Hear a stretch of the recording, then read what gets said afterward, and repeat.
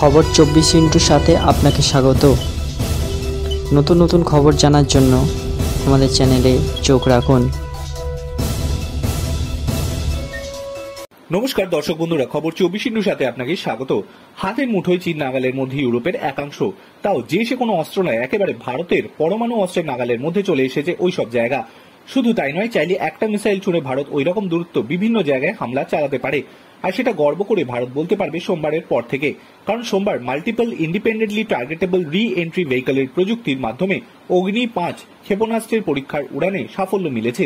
যে প্রযুক্তি অত্যাধুনিক, বিশ্বের গুটি কয়েক দেশের হাতেই সেই প্রযুক্তি আছে। আর সেই পরীক্ষামূলক উড়ানের পর মার্ভ প্রযুক্তি নির্ভর অগ্নি-5 মিসাইলে যে ছবি প্রকাশ করেছে defence research and development organisation, তাতে সাধারণত মিসাইলের কয়েকটা ফারাক স্পষ্ট দেখা গিয়েছে। সাধারণ অগ্নি-5 ক্ষেপণাস্ত্রের মুখটা সূচালো, সেখানে মার্ভ প্রযুক্তি নির্ভর অগ্নি-5 মিসাইলের মুখটা দেখলে মনে হবে যে তুবড়ে আছে। বিশেষজ্ঞদের মতে একাধিক অস্ত্র যাতে রাখা যায়, সেই জন্য ওইভাবে মার্ভ প্রযুক্তি নির্ভর অগ্নি-5 মিসাইল তৈরি করা হয়েছে। যে অগ্নি-5 মিসাইল প্রায় 5000 কিলোমিটার দূরত্ব অতিক্রম করতে পারে।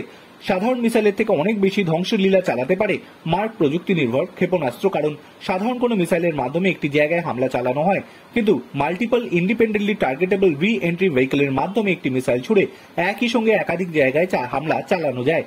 বিশেষজ্ঞদের বক্তব্য, ব্যালিস্টিক মিসাইল উৎক্ষেপণ করা অত্যন্ত কঠিন কাজ। এতদিন প্রতিটি টার্গেটের জন্য একটি করে মিসাইল ছুড়তে হয়, এখন আর সেটা করতে হবে না, বরং একটি ক্ষেপণাস্ত্র ছুড়ে অনেক জায়গায় হামলা চালানো যাবে। যে প্রযুক্তি ভূ আঞ্চলিক রাজনীতিতে অত্যন্ত গুরুত্বপূর্ণ, কারণ সেই প্রযুক্তির মাধ্যমে চীন এবং পাকিস্তানকে একটা স্পষ্ট বার্তা দেওয়া গেল।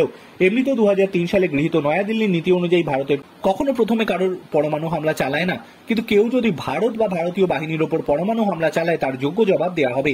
সেই পরিস্থিতিতে এবার চীন এবং পাকিস্তানে যে ভারতকে আরো সমঝে চলবে তা নিয়ে কোনো সন্দেহ নেই বিশেষজ্ঞদের। সেই পরিস্থিতিতে ডিআরডিও এর বিজ্ঞানী প্রশংসা করেছেন বিশেষজ্ঞরা। কৌশলগত বিষয়ে বিশেষজ্ঞ লেফটেন্যান্ট জেনারেল ডিএস হুডা বলেন, আমরা প্রায়শই ডিআরডিও এর সমালোচনা করে থাকি, কিন্তু যে জায়গায় ডিআরডিও এর ব্যাপক উন্নতি করেছে সেটা হলো ক্ষেপণাস্ত্র প্রযুক্তি। আমরা দেখেছি যে নিজেদের অস্ত্র ভান্ডারে পরমাণু অস্ত্রের সংখ্যা বাড়াচ্ছে। কৌশলগত কারণে আমরা নিশ্চিন্ত করতে হবে যে আমরা যাতে পিছিয়ে না পড়ি।